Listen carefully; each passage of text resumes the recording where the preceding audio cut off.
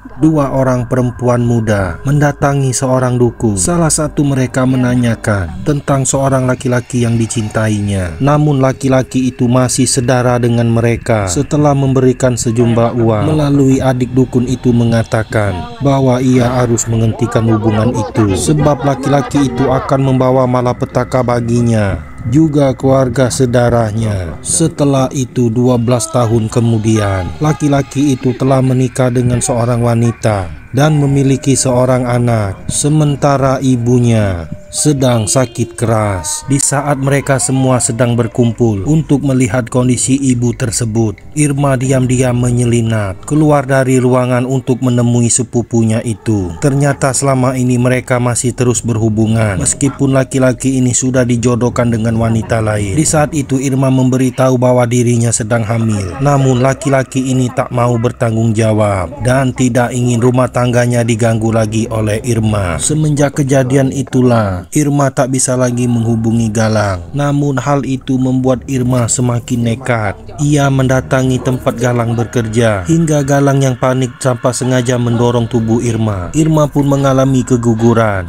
Ini adalah ritual santet yang paling mengerikan. Dukun itu mengambil usus seekor kerbau, lalu memisahkan kepalanya. Setelah itu dukun menggali makam seseorang yang baru saja meninggal. Dukun itu lantas mengeluarkan mayat tersebut dari liang lahatnya. Ia kemudian membuka kain kafan di bagian kaki, lalu memotong kaki tersebut dan mengambil tulangnya. Sementara itu Irma kembali mendatangi rumah sepupunya dengan alasan untuk melihat keponakannya. Di saat mereka sedang asik mengobrol, Irma kemudian berpamitan untuk pergi ke toilet. Di situ Irma kemudian mencari persyaratan yang diminta oleh sang dukun untuk menjalankan santet tersebut. Setelah menemukan beberapa helai rambut, ia kemudian mengambil pembalut dari kotak sampah. Setelah itu Irma membawa semua persyaratan dan foto istri sepupunya kepada dukun itu. Setelah memberikan rambut yang ditemukannya, Irma juga memberikan pembalut yang ada bercak darahnya. Dukun itu mengatakan bahwa darah akan lebih cepat bekerja dibanding rambut,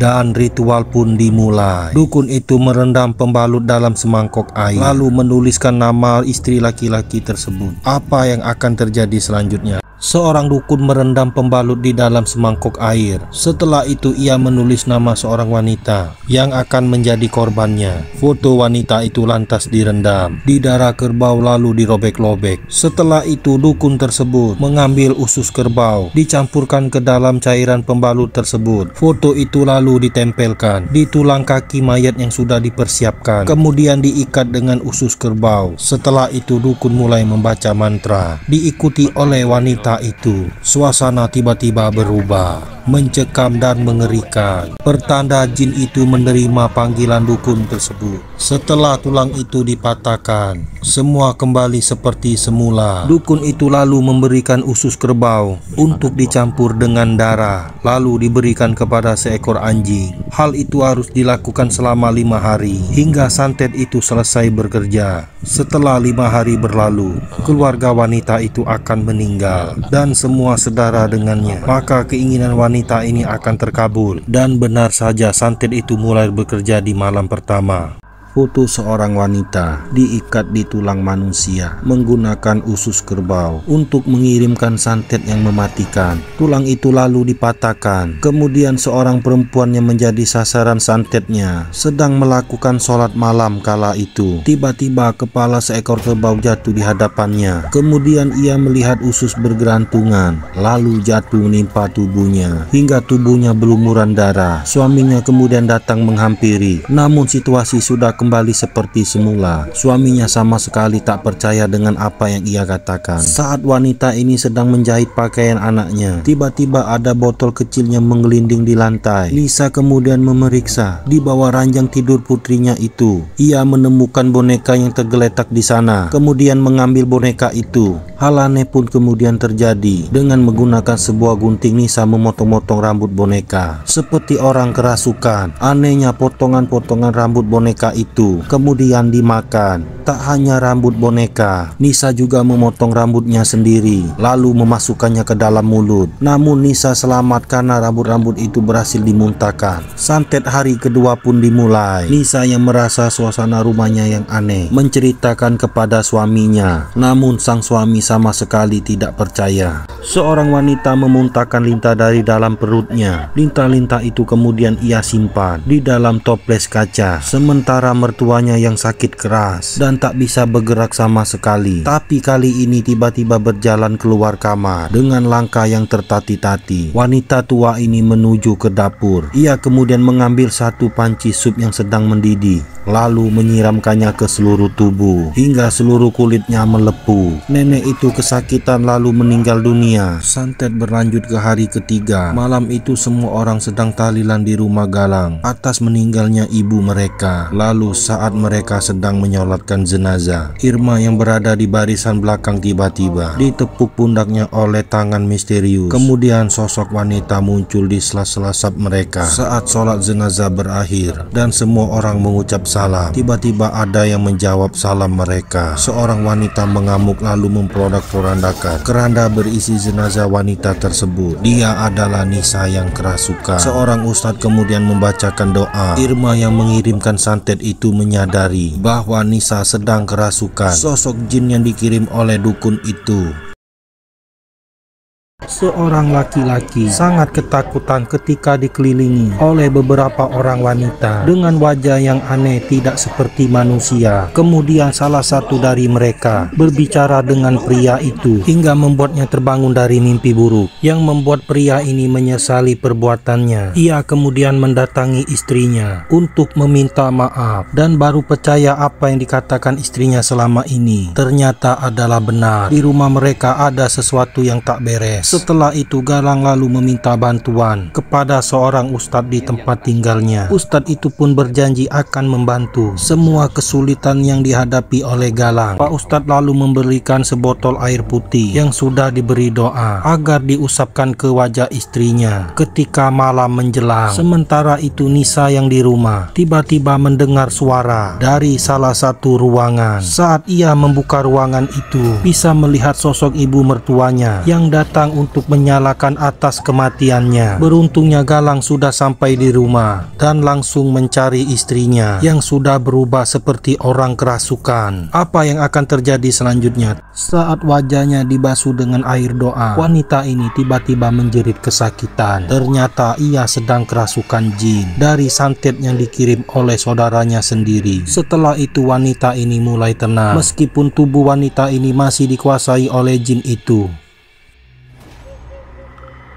Kini santet itu sudah memasuki malam keempat. Di sebuah rumah seseorang wanita mengamuk dan menghancurkan semua barang-barang. Dia adalah ibu kandung Irma. Wanita ini terus menjerit histeris dan terus menghancurkan semua barang-barang. Lalu perlahan ia mengambil pecahan piring, kemudian menelannya hingga membuat leher wanita itu robek. Namun ia terus melakukan hal itu. Darah pun mengalir dari lehernya. Sementara Irma dan adiknya baru saja pulang. Mereka terkejut melihat ibu mereka sudah tidak bernyawa dengan kondisi yang sangat menyeramkan. Keesokan paginya pemakaman ibunya usai dilakukan. Irma kemudian berkata jujur kepada adiknya bahwa semua terjadi akibat ulahnya sendiri. Ia telah mendatangi dukun itu. Di tempat lain Nisa sedang bersama dengan anaknya. Tiba-tiba ia menjerit histeris tanpa sebab. Nisa kemudian berjalan dan naik ke atas meja, lalu mengalungkan kain yang dipakainya untuk gantung diri. Apa yang akan terjadi dengan Nisa? Wanita ini nekat mengakhiri hidupnya dengan menggantungkan diri di kipas angin. Tubuh wanita itu sudah tampak tergantung. Tak lama kemudian suaminya pulang bekerja dan bergegas langsung menyelamatkan istrinya itu. Beruntung wanita itu masih berhasil diselamatkan. Melihat kondisi istrinya, Galang sangat sedih. Dia kemudian memanggil Pak Ustadz untuk memeriksa istrinya. Pak Ustadz mengatakan kondisi istrinya sudah parah dan diminta untuk dibawa ke aula masjid untuk diruqyah. Saat Saat Pak Ustadz pulang, berpapasan dengan Irma serta adiknya. Mereka datang untuk meminta maaf kepada Galang dan mengakui semua perbuatannya. Tentu saja Galang menjadi sangat marah. Mengapa Irma tega menyantet saudara-saudaranya sendiri? Bahkan orang tua mereka pun menjadi korban. Galang mengusir mereka dari rumah dan tak ingin melihatnya lagi. Santet itu sudah memasuki malam terakhir. Irma yang tak mau ada korban lagi mengumpulkan semua perhiasan yang masih tersisa untuk dibawa ke dukun itu,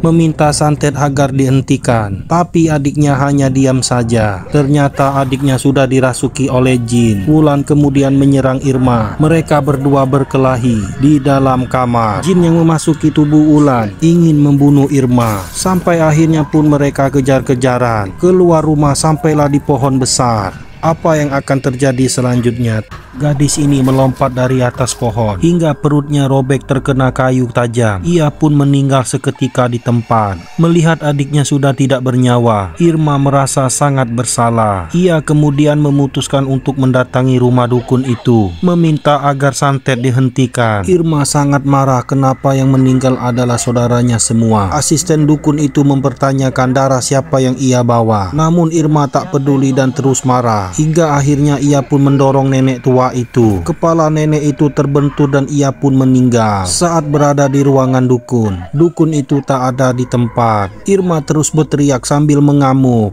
Tapi tiba-tiba sesuatu yang mengerikan pun terjadi. Tubuh Irma seperti dikendalikan oleh makhluk halus. Seluruh tulang-tulangnya patah. Ia menjerit kesakitan hingga akhirnya tewas mengenaskan. Ternyata tak jauh dari sana, dukun itu mengawasi semua yang terjadi dan membiarkannya begitu saja. Di sisi lain, Galang membawa istrinya ke masjid, sementara orang-orang mempersiapkan untuk ruqyah. Setelah semuanya siap, Nisa kemudian didudukkan di atas sebuah kursi. Ustadz itu memulai dengan membasuh wajahnya, diiringi dengan doa-doa. Lalu wanita ini pun mengamuk. Semua orang berusaha untuk menenangkannya, namun jin yang merasuki sangatlah kuat. Mereka kemudian menyelimuti tubuh Nisa dengan kain hijau yang bertuliskan lafaz Allah. Ruqyah pun kembali dilanjutkan. Di tengah ketegangan itu tiba-tiba jin di dalam tubuh Nisa memberontak. Ia tak mau dikeluarkan. Tubuh Nisa pun melayang ke udara dan mencaci maki Galang serta mengancam akan memusnahkan seluruh keluarganya. Bagaimana nasib Nisa selanjutnya?